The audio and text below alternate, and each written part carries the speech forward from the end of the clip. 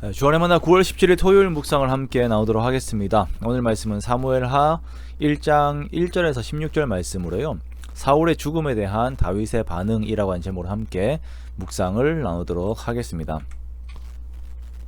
오늘부터 우리는 사무엘하 말씀을 함께 보도록 하겠습니다. 자, 오늘 본문은 사울이 죽고 난 이후에 사울의 죽음에 대한 그 거짓 보고를 듣고 애통해하는 다윗의 모습을 말씀을 하고 있습니다. 자, 어제 우리가 그 전신갑주에 대한 말씀을 나누면서 그 마귀의 괴계에 대해서 함께 생각을 해보았었습니다. 마귀의 영적인 공격을 보면 진짜 대적해야 하는 대상인 자기 자신은 숨기고 사람을 앞에 내세우는 경우들을 보게 됩니다. 그렇게 되면 자, 그 사람은 공격을 당한 사람은 사람에게 집중을 하면서 그 사람에게 모든 감정을 쏟고 자신 또한 감정적인 어려움을 겪게 됩니다. 그러나 이렇게 되면 잊어버리는 것이 하나가 있는데요. 바로 하나님의 마음을 잊어버리게 돼요. 저 대상을 향한 하나님의 마음, 그리고 나를 향한 하나님의 마음을 잊어버리게 되는 것이죠. 그러면 우리가 큰 영적 어려움을 겪게 됩니다. 그러나 다윗은 참 잘한 것이 하나가 있었는데 그것은 어떤 상황에서든지 하나님의 마음을 헤아렸다라는 것입니다. 함께 하신 하나님을 기억하고 그 하나님의 마음을 헤아린 것이에요. 다윗은 자신을 괴롭게 하는 사울을 대하면서도 항상 그가 하나님께서 기름 부으신 자라고 하는 하나님의 영역을 생각하였습니다. 그리고 하나님의 영역은 항상 하나님께 맡겼죠.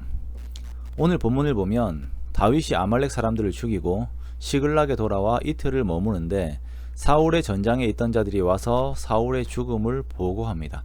그 보고의 내용을 보면 사울과 요나단이 죽었는데 사울이 죽기 전에 자신에게 부탁하기를 자기를 죽여달라고 하여 사울을 죽이고 그의 왕관과 팔에 있는 고리를 가지고 왔다라는 것입니다. 이 사람이 이렇게 보고한 이유는 다윗이 사울과 적대 관계에 있는 줄 알고 이러한 보고를 통하여 그가 보상을 얻고자 하는 심보로 이런 거짓 보고를 한 것이죠. 사무엘상에 보면 사울은 블레셋에 쫓기다가 스스로 자결을 합니다.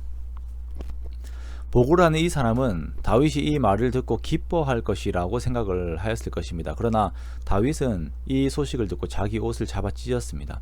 또한 함께 있는 사람들도 그렇게 자신들의 옷을 찢었습니다. 그리고 사울과 요나단과 이스라엘 사람들이 죽임을 당한 것에 대해 슬퍼하고 울며 금식해요. 큰 슬픔 가운데 들어갑니다. 자, 그리고 다윗이 이 거짓 보고를 한 청년에게 너는 어디 사람이냐라고 묻자 이 청년은 자신이 아말렉 사람이다 라고 이제 말을 하죠.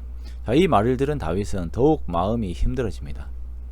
하나님께서 진멸하라고 하신 이스라엘의 영원한 대적 아말렉 사람에게 사울이 죽었다라고 생각을 하니까 더욱 마음이 어려워진 거예요. 그래서 다윗은 옆에 있는 사람에게 이 아말렉 사람을 죽이라고 명하고 이 거짓 보고를 한 청년은 죽임을 당하게 됩니다. 우리가 사울과 다윗의 관계를 잘 압니다. 사울은 끊임없이 다윗을 질투하였고 틈만 나면 그를 죽이려고 하였고 그의 남은 여생을 다윗을 잡으러 다니는데 소모하였습니다. 인간적으로 보면 사울은 다윗의 큰 대적이자 원수입니다. 그러나 다윗의 시각은 조금 다릅니다.